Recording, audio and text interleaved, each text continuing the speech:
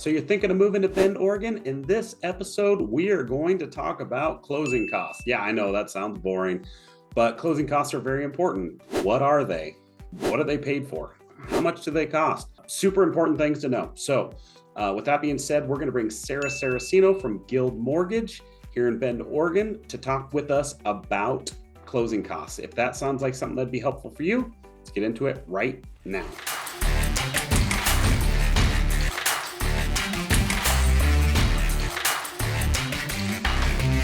If this is your first time on the channel and you'd like to know everything there is to know about living, eating, sleeping, playing, the good and the bad of Bend, Oregon and the surrounding areas, subscribe below and tap the bell for notifications so you can be the first to know about current market conditions here in Bend, Oregon.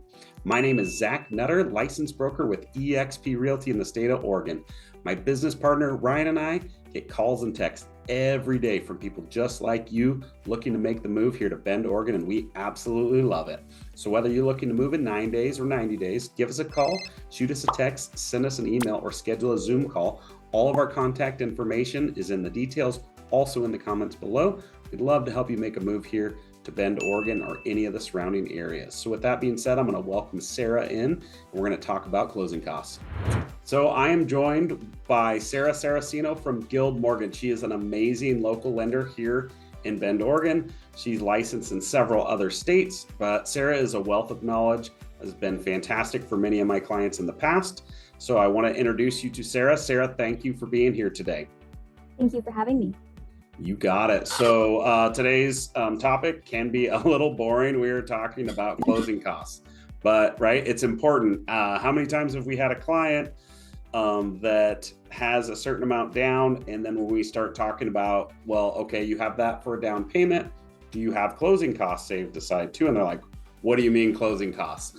Like, okay, so we gotta break this down. So this video is intended to kind of help people understand what closing costs are, kind of how they're priced out, and then what they go towards, so that you have a better understanding of, okay, well, I've got my 5%, I've got my 20% down, but we also need to make sure that we have closing costs. And then there also is the ability for us to ask somebody to, the seller, to potentially pay for closing costs for us. So with that being said, I will let you jump into it. Let's talk about what closing costs are. Okay, well, thank you. So I cannot tell you how many times clients don't know what closing costs are, and they're completely unprepared for them. And some of them even have the assumption that the seller can cover them and will be covering them. I'll let Zach go into that a little bit later, but I'm going to share my screen just so you guys can have a footnote of what it is we're going through. So let me pull up my flyer and I will go over what these are. So keep in mind that closing costs really are pretty much the same between lender and lender. Banks versus mortgage lenders might be a little bit more different. I don't know which would be higher or lower. I just know like it's a whole different ball game between a bank and a credit union and a mortgage lender. So they're all pretty much the same. We all have to cover certain things like underwriting fees, funding fees, standard boilerplate fees. It's the cost of doing business. It's the cost of getting the loan to the finish line and the keys in your hand. So lender fees are included in that. You'll have an appraisal fee. Right now, you can imagine paying at least $775 for an appraisal. Other lenders will make you write that check and order it yourself up front.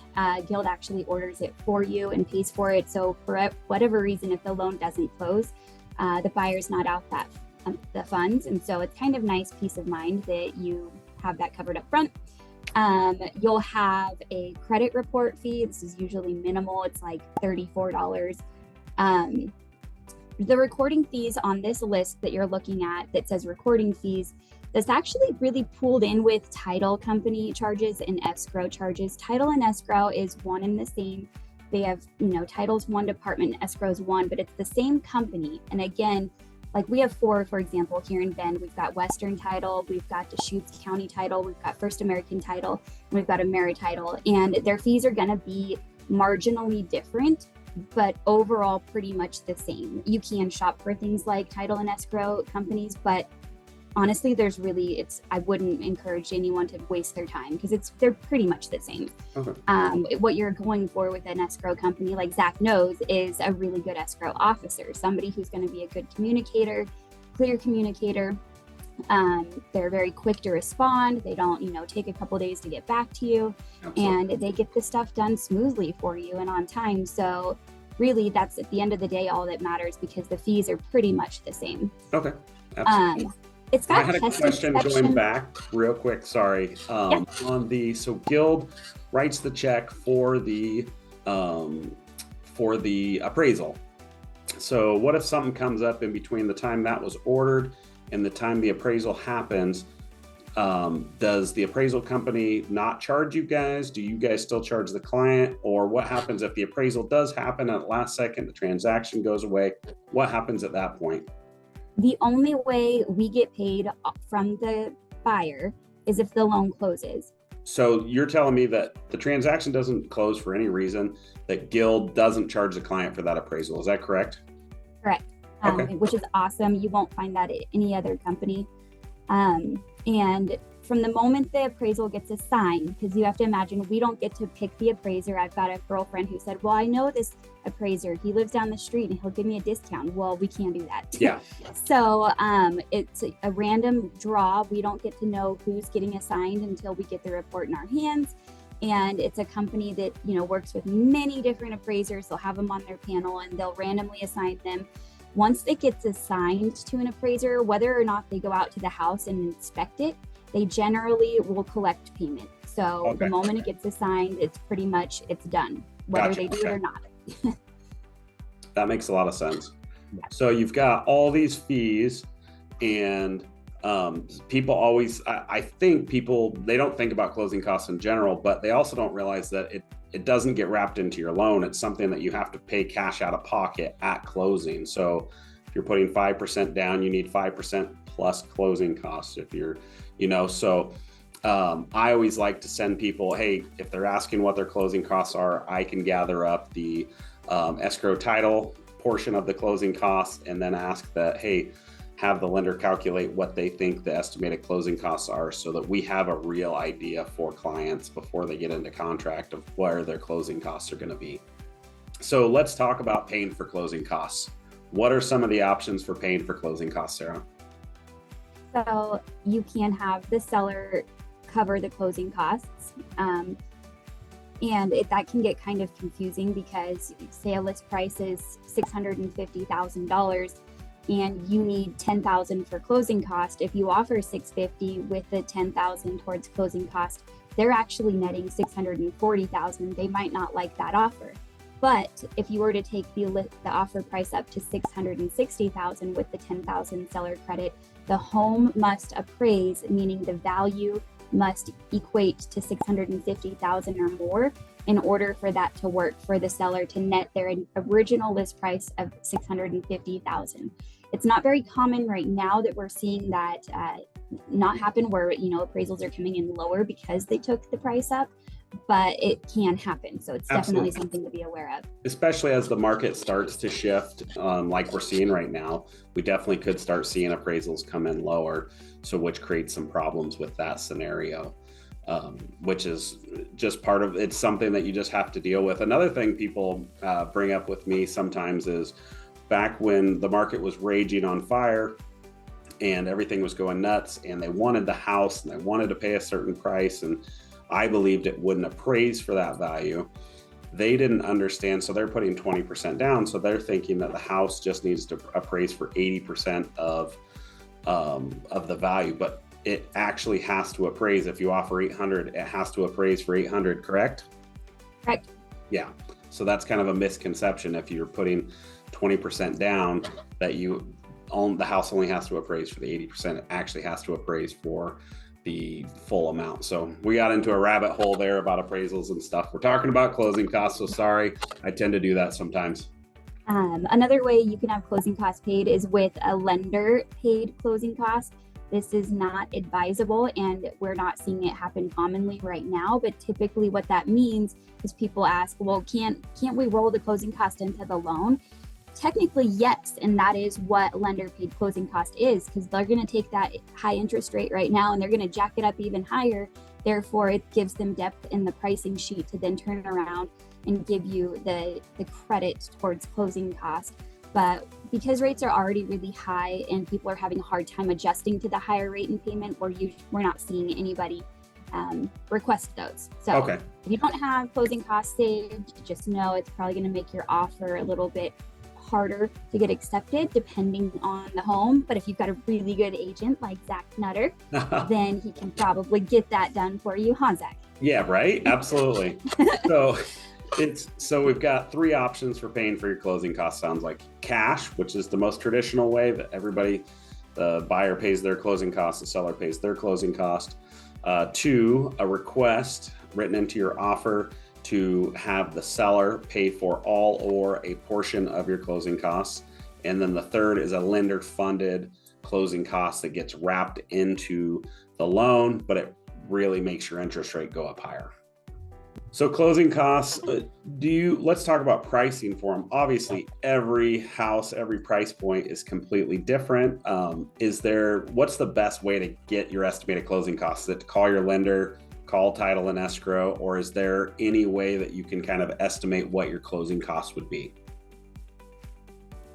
A general rule of thumb, closing cost in of itself is probably going to run you about $6,000, $6,500, but that's not including prepaid taxes and insurance. So you're going to have a year's worth of prepaid taxes, property taxes, and homeowners insurance. And obviously you don't have insurance set up yet because you don't have a property in contract. So that is going to be an estimate. You can safely estimate $900 a year for homeowners insurance. And then for property taxes, that varies so widely between property to property. Absolutely. You've got to once you start finding homes that you like, definitely run those numbers with your loan officer. They're going to be able to crunch the exact property taxes and what the closing costs will look like with a year of taxes and insurance covered with it.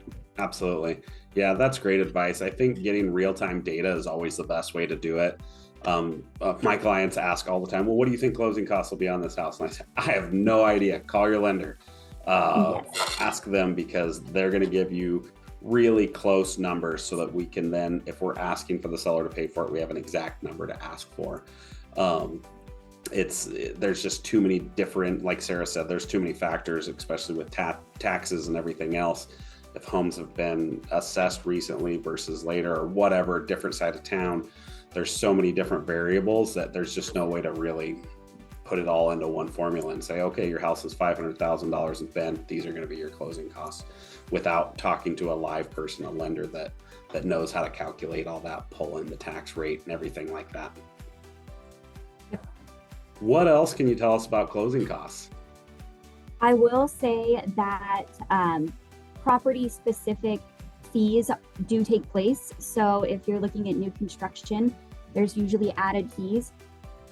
Sometimes the property taxes can be higher than average on new construction, not on all new construction, but sometimes they are. And manufactured homes are going to have additional fees as well, because they need to have an engineer go out to make sure it hasn't been moved. No porches have been added funky to where it's like damaging or compromising the structure itself. So you're definitely going to have higher fees if it's usually new construction and with manufactured homes. So definitely just keep that in mind. Okay, that's super good to know. So yeah, closing costs are, again, just make sure you're reaching out to your lender, you're talking to them, making sure you're getting good, solid information on what your closing costs are going to be. Sarah's a great lender to reach out to ask these questions and really anything else you have. There's a lot that goes into this. So, but don't be intimidated. If it's your first time buying a house, don't be intimidated. The only way to eat an elephant is one bite at a time. And if you get some good professionals, a good real estate agent, a good lender to really help put all the pieces together that have a system for it, it really is pretty seamless, but there is a learning curve here. So it's important to get teamed up with the right people to make sure that you know what exactly is happening, how much it's going to cost you now, and how much it's going to cost you long-term, right? Right. So. I will add on that me personally, if you're at a bank or a different lender, I can't say for how they operate, but Guild Mortgage doesn't operate like a bank, so it's so incredibly fast and easy for us to crunch in these numbers and to get out estimates. So I'll have a client email me literally a list of like 5 homes that they're wanting numbers on, and it could be 7 o'clock at night and I'm sitting at home eating dinner with the family, and once I finish dinner I can jump over to my home office, get on the computer, and within a matter of 5 minutes, I can get all those numbers out to them. So a lot of people are like, oh, I feel like it's such a burden, but it's so fast because most of these fees are already set in stone. Yeah. We're just updating little things and able to get those numbers out to you right away. And knowing those numbers is really, really helpful as a buyer, knowing what you're getting into before you go writing any offers. So Absolutely. don't hesitate if it's with me to reach out anytime. Yeah. And I know from working with Sarah in the past that is absolutely true, that if I call her on the evenings or weekends and need some numbers, need a pre-approval letter, she is incredibly fast to respond. So Sarah, thank you so much for coming in, sharing this information with all of our viewers. We really appreciate it. If you guys have lending needs, Sarah is an amazing lender here locally, and she'd be happy to work with you guys. So Sarah, thank you so much. Thank you. And if you work with Zach, he's going to get those closing costs covered. Don't be guaranteeing that. I will do my best, guys. Well, Cool. Thank you guys for watching. I know this is not the most exciting thing in the world, but it's an important part of the puzzle here. So if you like this video, if you'd like to know more about eating, sleeping, playing, living, the good and the bad of Bend, Oregon, subscribe to our channel, tap the bell for notifications, give this video a like. We'd love to help you make the move here to Bend, Oregon. Thanks, guys, and have a great day. Thank you. Bye.